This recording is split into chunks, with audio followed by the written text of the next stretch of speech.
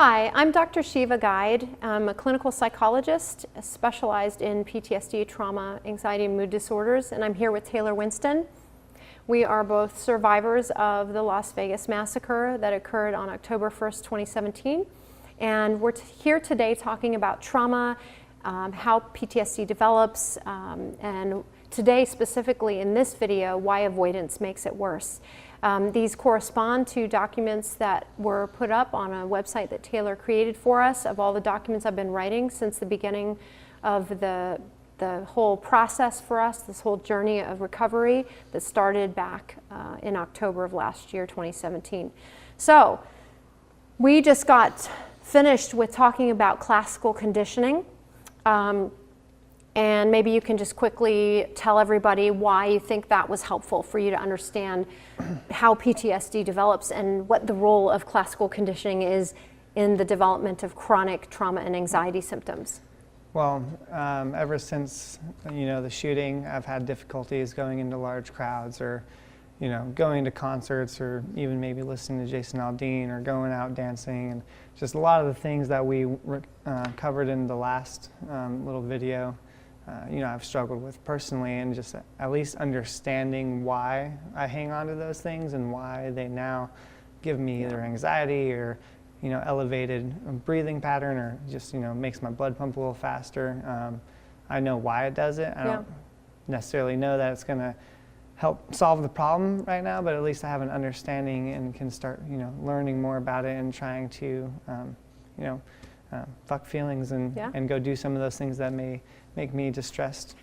Good job. Bucket rule number 5. So if you have not learned the bucket rules, please go back and watch that video, because they are really rules to live by, and 5 very simple concepts that can be life-changing, and I know that they are for my patients that I work with throughout the week. So teaching the science is really important. I think that when we understand what's actually happening, it can be helpful. Well, at least lets me know that it's not just me. Absolutely. And that I'm weird or strange or something's wrong with me.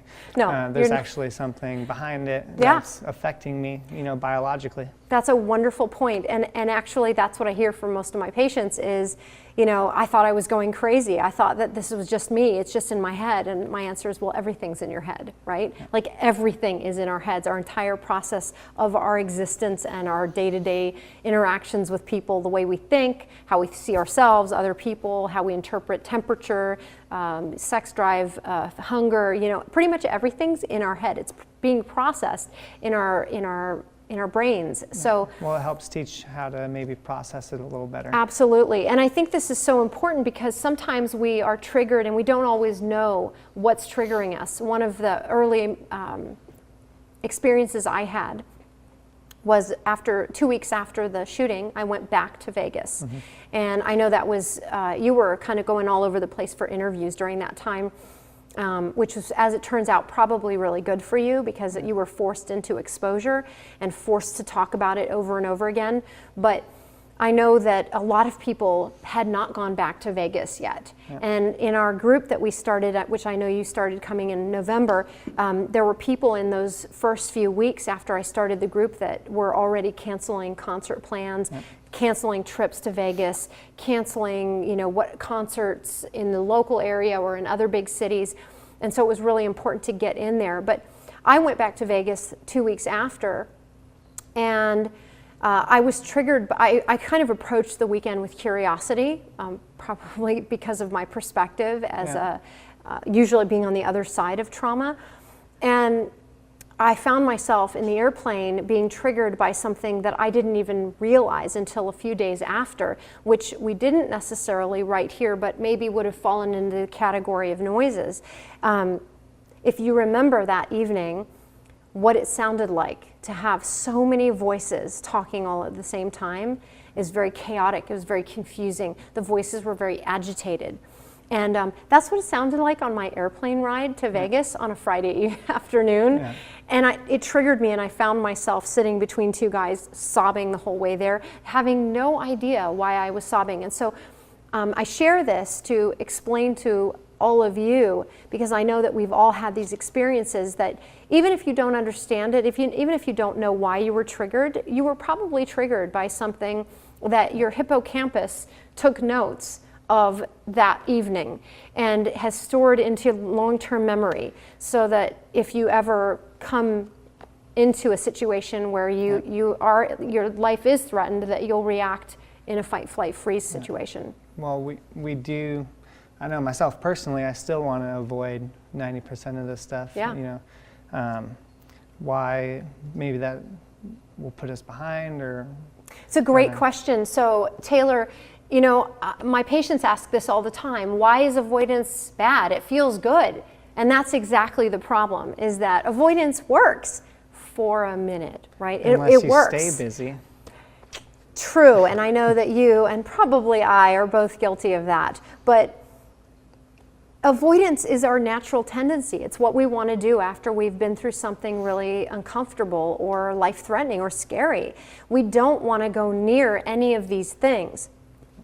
And the problem with that is that every time we avoid all of these things that aren't actually bullets, we reinforce that these things are dangerous, right? Yep. And so this is how it works. If there's a concert coming up and you have anxiety about it, yep.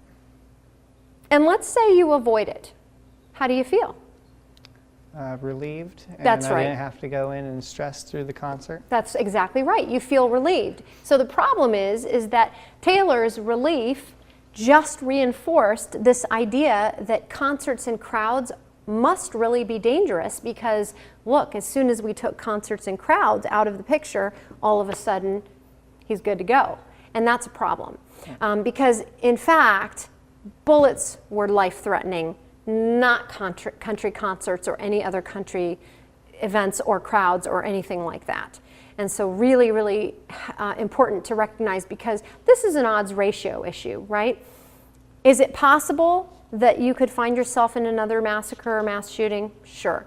Is it probable? Not likely, right? These are not commonplace events, and we can look at statistics for that. They are increasing, true, and they are horrific, true, but they are not daily, all day long, everyday type of events. If they were, probably there would be no humans on the earth, right? Yeah. So we have to understand that, because unfortunately the avoidance keeps perpetuating all of those things, Yep. right? So what are some of the ways that you have avoided?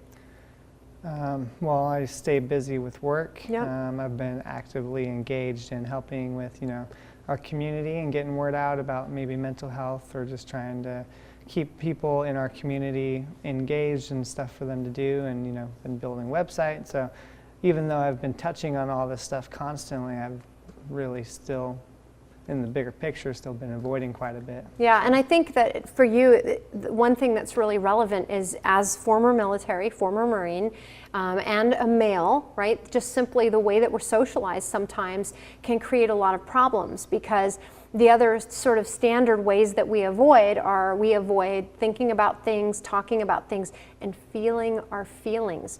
And I know, having talked to you on many occasions, Taylor, that I can see the raw emotion right there, but I can also see you holding it back. And I see that with a lot of my patients, especially my male patients and my military patients. And I think that one thing that is so important for everyone out there to understand is that avoiding that is not only not compassionate to you and your process of recovery, but it's really not helpful in terms of helping you connect with other people either. It's a skill to learn how to identify the way that we feel, and to learn how to manage it and tolerate that level of distress. And to also recognize, once we've done that in a mindful way, that means in a non-judgmental, very present moment way, that it didn't eat us up. We didn't die from it. Yeah. And we can tolerate it after all, right? What are maybe some other sneaky ways of avoiding that? You know, one of my biggest is just straight up being busy all the time. Right. But what are, like, maybe other little things that can sneak up on people that may not help them? Yeah, that's a great question, Taylor. So one that probably isn't going to make me very popular, but I'm going to say it anyway. I know my patients just don't love me when I say it, but drinking. right? Alcohol and drugs, even if they're legal, folks, I get it. You know, marijuana is now something that we're all allowed to use. Well, I'm not, because I work for the military, but it's out there. And, you know, people, I think, generally agree that it helps you relax. But that is exactly the problem, is that like other avoidance strategies, they work. The problem is using drugs and alcohol, even in minimal proportions, chronically. We know in decades of research that people have ended up with worse depression and worse anxiety over time, and sometimes also feelings of shame and guilt. And the big problem is that you never have this opportunity for corrective learning experiences. Remember, conditioned learning got us in the hole, right? And now we're walking around and having lots of conditioned responses. But the way out of that hole is corrective learning. And that means we go out and maybe we don't drink. We tolerate the crowd of people without alcohol. And maybe we talk about what happened. We feel our feelings. That means you're in a crowd and you feel like you're going to cry, and you don't stop yourself, Taylor. You just allow yourself to cry and to be human. It's the most compassionate thing that we can do. Other things that we can do that cause us to avoid, that really are like avoidance strategies, is that we can engage in, you know, things like retail therapy. We can avoid situations, places, people, things. Those are kind of all the big obvious ones.